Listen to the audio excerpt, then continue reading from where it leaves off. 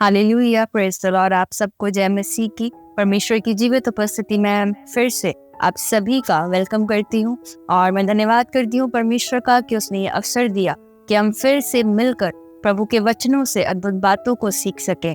और सचमुच हम विश्वास करते हैं कि प्रभु आपसे निरंतर बात कर रहे हैं, आप प्रभु के वचनों को सीख रहे हैं और आप निरंतर प्रभु में बढ़ रहे हैं। प्रियो, आज हम एक और बात को प्रभु के वचन से सीखेंगे। उससे पहले कि हम वचन पर ध्यान लगाए, मैं एक बात आप सबसे कहना चाहती हूँ, पूछना चाहती हूँ। आपके साथ कई बार ऐसा हुआ होगा कि जब आप किसी परेशानी से गुजर रहे होंगे तो आपकी परेशानी को कोई समझ नहीं रहा होगा, है ना। और अगर कोई समझ भी रहा होगा तो वो आपको शायद आपके ऊपर इल्जाम लगा रहा हो या फिर वो कह रहा हो कि वो तुमने ये किया इसलिए तुम्हारे साथ ऐसा हो रहा है ना। तो आप कई बार कहते हैं कि अगर तुम मेरी जगह पर होते तो तुम समझ पाते कि मैं किस चीज से गुजर रहा हूँ। हालेलुया, होता है ना ऐसा।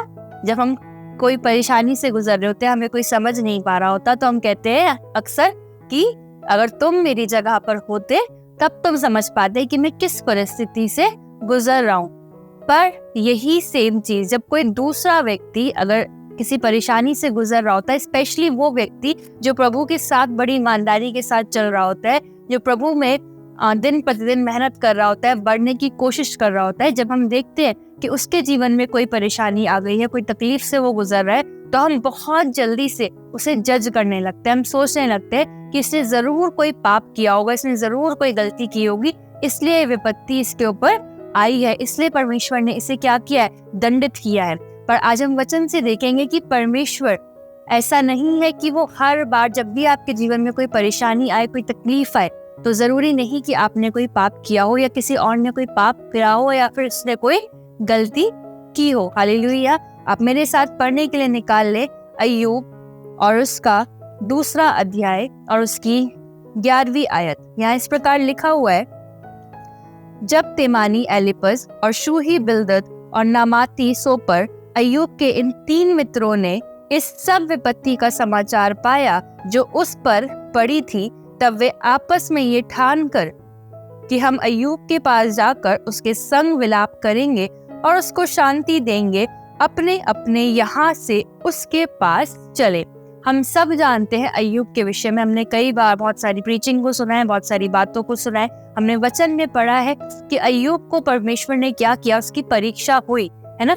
परमेश्वर के वचन में लिखा है कि जो शैतान है वो परमेश्वर के सामने उपस्थित हुआ और परमेश्वर ने उससे कहा कि तूने क्या मेरे दास अय्यूब को देखा है कि वो कैसा धर्मी और खरा मनुष्य है। तो शैतान ने क्या कहा कि तूने उसे बहुत बरकतें दी है, इसलिए वो तेरी पीछे चलता है, इसलिए वो धर्मी है।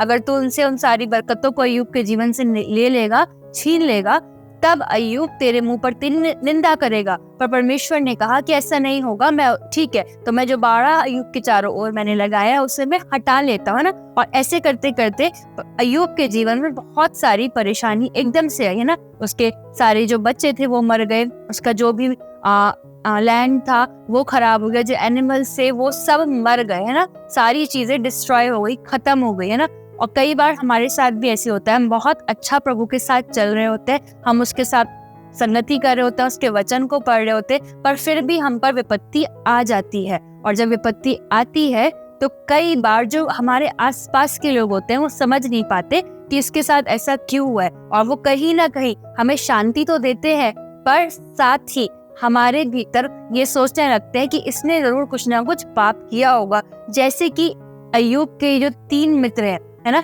ये 3 मित्रों ने जब इनको मालूम चला कि अय्यूब के जीवन में परेशानी आई है और सब कुछ उसका छिन गया है, वो बहुत दुख से गुजर रहा है, तब ये तीनों मित्र अपने अपने घर से, अपने अपने स्थान से चलकर आए और इस सोच से आए थे कि ये जाकर अय्यूब को क्या करेंगे, शांति देंगे। पर ऐसा हुआ नहीं, है ना। जब इन्होंने अय्यूब को देखा और उसके दुख को देखकर ये बहुत ज्यादा परेशान हो गए, ये कुछ बोल नहीं पाए क्योंकि उसका दुख इतना बड़ा था कि उसकी सिचुएशन, उसके हालात देखकर ये उसे कुछ नहीं बोल पाए। पर कुछ समय बाद, है ना, 1 हफ्ते के बाद लिखा है, 7 दिन के बाद उन्होंने बोलना आरंभ किया। आपको मालूम उन्होंने बोला क्या? जब हम अय्यूब उसका 4 अध्याय उसका 7th और 8th वर्स, उसकी 7 और 8 आयत पढ़ते हैं तो लिखा हुआ है, क्या तुझे मालूम है कि कोई निर्दोष भी कभी नष्ट हुआ है या कहीं सज्जन भी काट डाले गए? आपको मालूम है अय्यूब के जो मित्र हैं ये आए शांति देने के लिए हैं। पर पता है अब ये सवाल क्या कर रहे हैं, ये अय्यूब के सामने एक बात को रख रहे हैं, कह रहे क्या तुझे मालूम है कि कोई निर्दोष भी कभी नष्ट हुआ है ना। अर्थात ये इनडायरेक्टली कह रहे हैं अय्यूब से कि अय्यूब, कभी भी जो व्यक्ति निर्दोष होता है वो कभी नष्ट नहीं किया जाता। और ये अय्यूब से कहना चाह रहे हैं कि अय्यूब तूने कुछ तो गलती की है। और 8वीं आयत में ऐसा लिखा है, मेरे देखने में तो जो पाप को जोतते और दुख बोते हैं वही उसको काटते हैं। हालेलुया। क्या हो रहा है, क्या लिखा है परमेश्वर के वचन में कि जो पाप को बोते हैं वही उसे काटते भी हैं, वो दुख को काटते हैं। ये तर्क है अय्यूब के मित्र का, है ना। उस अय्यूब को देखकर जब वो देख रहे हैं कि वो परेशानी में, और कई बार आज मैं और आप भी यही करते हैं, जब हम किसी को परेशानी में देखते हैं, तकलीफ में देखते हैं, तो हम तुरंत से अपने ओपिनियंस को बना लेते हैं कि जरूर इसने कुछ गलत किया होगा, है ना। जब हम अय्यूब के जीवन को देख रहे हैं तो हम देख रहे हैं वो खरा मनुष्य, परमेश्वर उससे प्रसन्न है ना, वो एक अच्छा जीवन जीता है, पर फिर भी उसके ऊपर विपत्तियां आई हैं। पर इसके मित्र क्या कर रहे हैं, इसके मित्र इस पर इल्जाम को लगा रहे हैं। वो कह रहे हैं कि शायद इसने कुछ तो गलत किया है ना। कई बार जब हम प्रभु के साथ अच्छे से चल रहे होते हैं तब भी हमारे जीवन में परेशानियां आती हैं, है ना। प्रभु हमें टेस्ट करते हैं। आप सोच कर देखिए, जब आप किसी से प्यार करते हैं ना बहुत ज्यादा, और सामने वाला व्यक्ति भी आपको बहुत प्यार करता है, तो कई बार हमारे मन में आता है कि क्यों ना हम इसे टेस्ट करें, देखें कि ये कितना प्यार हमसे करता है, क्या ये हमारे पीठ पीछे भी हमारे साथ लॉयल है, या कितना ये हमारे लिए, किस हद तक ये हमारे लिए चीजों को कर सकता है। तो ऐसे ही परमेश्वर ने भी अय्यूब को टेस्ट किया, है ना। परमेश्वर ने उसके जीवन में उस बाड़े को हटाया, और उसके जो दोस्त थे वो ये सोचने लगे कि इसने कुछ गलती की है। आपको मालूम, हमें इस अपने रवैये को बदलना है, क्योंकि अगर हम नहीं बदलेंगे तो आपको पता है एक भयानक बात आपके साथ शायद हो।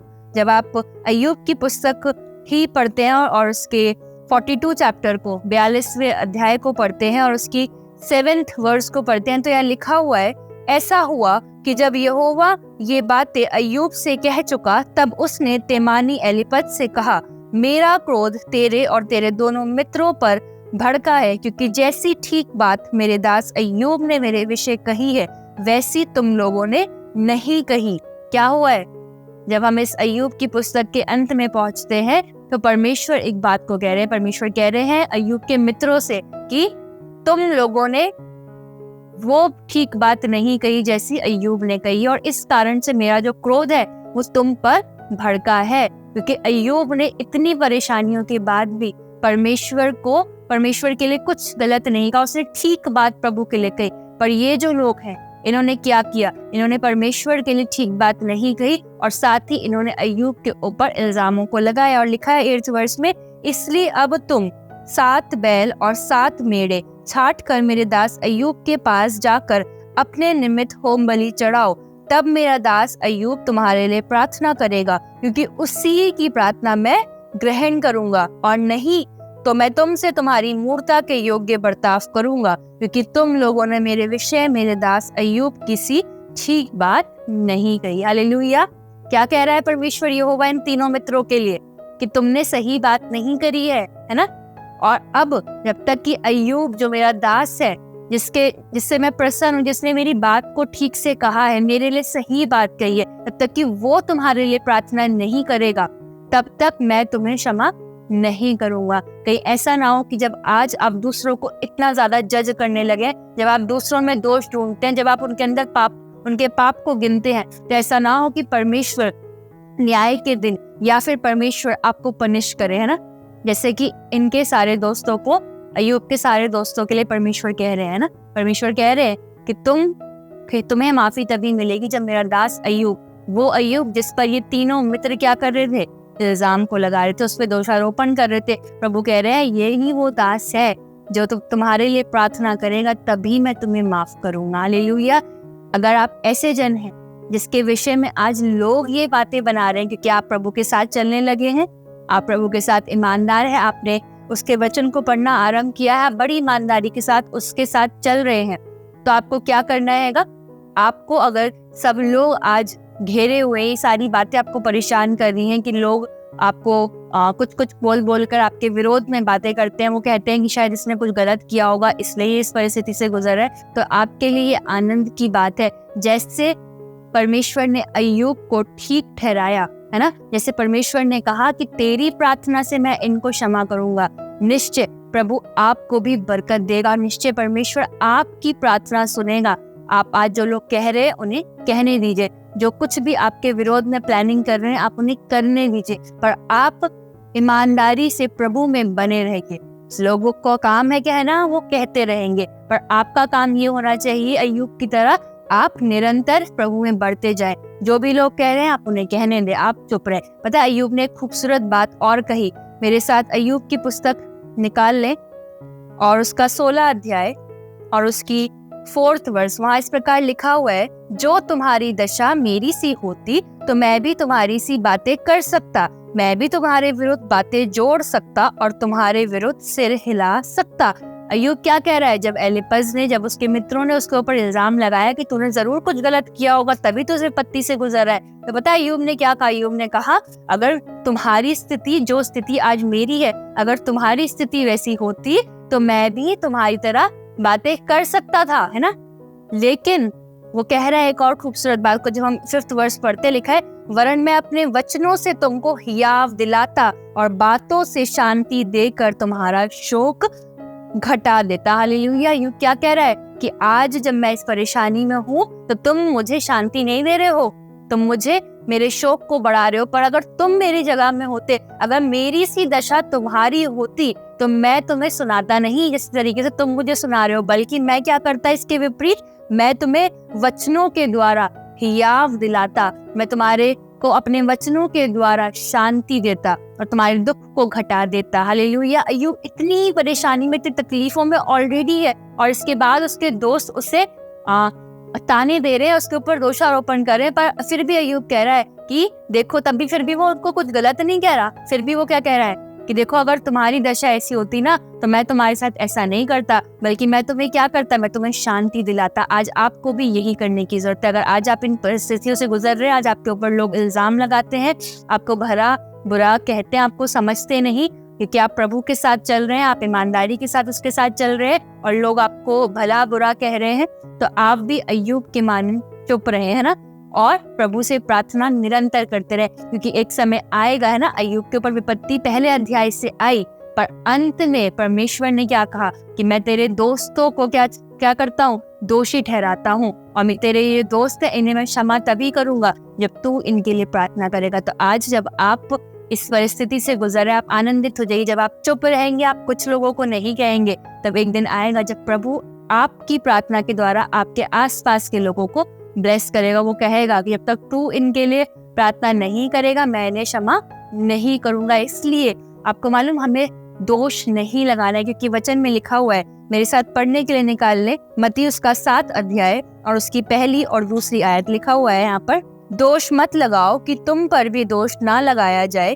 क्योंकि जिस प्रकार तुम दोष लगाते हो उसी प्रकार तुम पर भी दोष लगाया जाएगा। अगर आप आज ऐसे जन हैं कि आप दूसरों पर दोष लगाते हैं तो आप दोष लगाना बंद कर दें, क्योंकि अगर आप दोष लगा रहे हैं तो आप पर भी दोष लगाया जाएगा। और लिखा है, जिस नाप से तुम नापते हो उसी नाप से तुम्हारे लिए भी नापा जाएगा। हालेलुया। अगर आप ऐसे व्यक्ति बन चुके हैं जो दूसरे पर दोष लगाते रहते हैं, स्पेशली उन लोगों पर जो प्रभु के चुने हुए हैं, तो आप ये ध्यान रखें कि प्रभु बदला लेने वाला खुदा भी है, वो बदला लेगा। जिस नाप से आप दूसरों को नापते हैं ना, आज प्रभु आपको भी वैसा ही नाप कर देगा। जैसा वर्ताव आप लोगों के साथ आज करते हैं, स्पेशली उन लोगों के साथ जो आपके साथ भला करते हैं, फिर परमेश्वर जब आप बुरा करेंगे तो आपके साथ भी बुरा ही करेगा। मेरे साथ पढ़ने के लिए निकाल लें एक और लास्ट वर्स को हम पढ़ेंगे। न्यायों की पुस्तक मेरे साथ पढ़ने निकालें और उसका 1 अध्याय और उसकी 6th वर्स। यहाँ लिखा है, परंतु एदोनी बेजेक भागा, तब उन्होंने उसका पीछा करके उसे पकड़ लिया और उसके हाथ पांव के अंगूठे काट डाले। तब अदोनी बेजेक ने कहा, हाथ पांव के अंगूठे काटे हुए 70 राजा मेरी मेज के नीचे टुकड़े बीनते थे, जैसा मैंने किया था वैसा ही बदला परमेश्वर ने मुझे दिया है। हालेलुया। क्या हुआ है? एक राजा है जिसका नाम है अदोनी बेजेक, और वो जब युद्ध में लड़ रहा था तो वो युद्ध में हार गया और उसका हाथ और पाँव के अंगूठे काट दिए गए, है ना। और पता है जब उसके हाथ पाँव के अंगूठे काट दिए गए तो उसने एक बात को कहा कि जब मैं राजा था मेरी मेज के नीचे 70 ऐसे राजा जिनके हाथ पाँव के अंगूठे मैं कटवा दिया करता था, वो मेरी मेज के नीचे पड़े रहते थे, और जैसा मैंने किया था वैसा ही बदला परमेश्वर ने मुझे दिया है। हालेलुया। तो आप सोच सकते हैं कितनी भयानक बात है। आप जब दूसरों की बुराइयां कर रहे होंगे ना, जब आप दूसरों के साथ बुरा कर रहे होंगे, तो हो सकता है उस समय आपको रियलाइज ना हो, स्पेशली जब आप किसी धर्मी जन के लिए बुरा कह रहे होंगे। परमेश्वर सब सुनता है ना, वो अपने दासों के विषय, अपनी दासी के विषय, अपने लोगों के विषय कभी भी कुछ गलत सहन नहीं कर सकता है। जब आप गलत करेंगे, जैसा आप बोएंगे वैसा ही आप काटेंगे भी। अदोनी बेजेक के साथ भी है, या उसने गलत किया था, 70 राजाओं के उसने अंगूठे काटे थे, है ना। तो परमेश्वर ने उसका बदला उसको ये दिया कि उसके भी अंगूठा काट दिया गया, और वो खुद इस बात को कहता है कि जैसा मैंने किया था वैसा ही बदला परमेश्वर ने मुझको दिया है। हालेलुया। तो हमें ऐसा जन नहीं बनना है जो दूसरों में कमियां ढूंढे या फिर जो दूसरों पर आरोप लगाए। कई बार किसी धर्मी जन को जब आप देखें और उसके जीवन में परेशानी को देखें, या अगर किसी के भी जीवन में आप परेशानी देखें, है ना, अगर वो तकलीफ से आप उसे गुजरता हुआ देखें, और आप अगर ये जानते भी हैं कि उसके जीवन में कोई पाप है, कुछ गलती है, तो आप उसे प्यार से समझाएं, ना कि आप जाके 4 लोगों को कहें। हमारी आज ये रीत बन गई है कि हम 4 लोगों के बीच में डिस्कशन करना पसंद करते हैं। उस भाई ने ये किया, उस बहन ने ये किया। नहीं, आपको क्या करना है, आपको उस भाई को चिताना है जिसने वो गलती करी, उस बहन से आपको बात करनी है और आपको उसके लिए प्रार्थना करनी है, क्योंकि आप जो ये इधर उधर बातें करते हैं इससे उसका भला नहीं होगा, है ना। इससे प्रभु प्रसन्न नहीं होंगे, बल्कि प्रभु क्रोध करेंगे आपके ऊपर, क्योंकि आपके लिए वचन में लिखा हुआ है कि दोष मत लगाओ ताकि तुम्हारे ऊपर भी दोष ना लगाया जाए। Hallelujah, hallelujah. प्रभु आप सबको बरकत दे। और एक और अंत में मैं एक बात कहना चाहती हूँ। आपको मालूम, एक बार एक बच्चा होता है, उसके विषय में ये लिखा हुआ है कि जब वो जन्म से अंधा था, तो जो उसके चेले होते हैं यीशु मसीह को, वो पूछते हैं कि हे प्रभु, किसने पाप किया, इस बच्चे ने या इसके माता पिता ने? तो परमेश्वर यीशु मसीह क्या कहते हैं? कहते हैं किसी ने पाप नहीं किया, ना इस बच्चे ने किया, ना इसके माता पिता ने किया। तो ये चेले कहते हैं तो फिर ये क्यों अंधा जन्मा? तो यीशु मसीह कहते हैं ये इसलिए हुआ ताकि इसके जीवन से परमेश्वर की महिमा हो। तो कई बार जब हमारे ऊपर कोई तकलीफ आई है या किसी के जीवन में हम कुछ देख रहे हैं, तो हम तुरंत से जज ना करें कि ओ इसने कुछ गलत किया होगा। तो नहीं, हो सकता है परमेश्वर ने उसके जीवन में एक बड़ी गवाही रखी हो, और हो सकता है अगर आज आप इस परिस्थिति में हैं, आप इन परिस्थितियों से गुजर रहे, तो आप ठहरे रहें। परमेश्वर ने हो सकता है कि आपके जीवन में एक बड़ा काम करना हो, इसलिए आप इन परेशानियों से गुजर रहे हैं ना। तो हे आप बंधाए रखे, अच्छा करें, अच्छा बोएंगे, अच्छा काटेंगे, दोष लगाएंगे तो प्रभु भी आप पर दोष लगाएगा। जिस नाप से आप नापेंगे उसी नाप से प्रभु भी आपको नापेगा। प्रभु आप सबको बरकत दे। हम सब प्रार्थना करेंगे। धन्यवाद करते हैं परमेश्वर पिता आपका इस अद्भुत सरमन के लिए, प्रभु इस अद्भुत वचन के लिए जो आपने अपने लोगों को बांटने का अवसर दिया। प्रभु चाहती हूँ आज अगर कोई भी ऐसी परिस्थिति से गुजर रहा है प्रभु, जो आपके साथ बड़ी ईमानदारी से चलता है पिता, पर फिर भी प्रभु उसके ऊपर विपत्तियां हैं, तो मैं चाहती परमेश्वर आप उस पर दया करें पिता, और प्रभु उसके विरोधियों से उसको आराम दे परमेश्वर पिता। प्रभु जो लोग भी बीमारी के बिस्तर में है, इसी समय प्रार्थना करती जब वो इस वचन को, इस प्रार्थना को सुन रहे हैं, प्रभु आप उनकी बीमारी के बिस्तरों को उलट दीजिए। प्रभु आप उन्हें हील करें, आप उन्हें चंगाई दे, तंदुरुस्ती, ताकत प्रदान करें। प्रभु आपके लहू में इन सब को छपाती प्रभु चाहती हूँ इन अंतिम दिनों में यह आप में निरंतर बढ़ते चले जाए प्रभु, ये और इनका घराना उद्धार पाए, इनके और इनके घराने के माध्यम से प्रभु यीशु आपके नाम को महिमा मिलने पाए। प्रभु सारी बातों को आपके हाथों में सौंपती हूँ, इस प्रार्थना को प्रभु यीशु मसीह के नाम से मांगती, आमीन। हालेलुया। मैं विश्वास करती हूँ प्रभु ने आपसे बात करी है और आप निरंतर प्रभु में बढ़ते रहेंगे। अगर आपकी कोई भी प्रार्थना निवेदन है तो आप हमारे व्हाट्सएप नंबर पर हमें अपने प्रार्थना निवेदन लिख कर भेज सकते हैं। आप अपना नाम, अपने शहर का नाम और साथ ही अपना प्रेयर रिक्वेस्ट हमें लिख सकते हैं ताकि हम आपके लिए प्रार्थना करें। और आप चाहे तो हमें कॉल भी कर सकते हैं ताकि हम कॉल पर आपके लिए प्रार्थना करें। प्रभु आप सबको बरकत दे। God bless you all.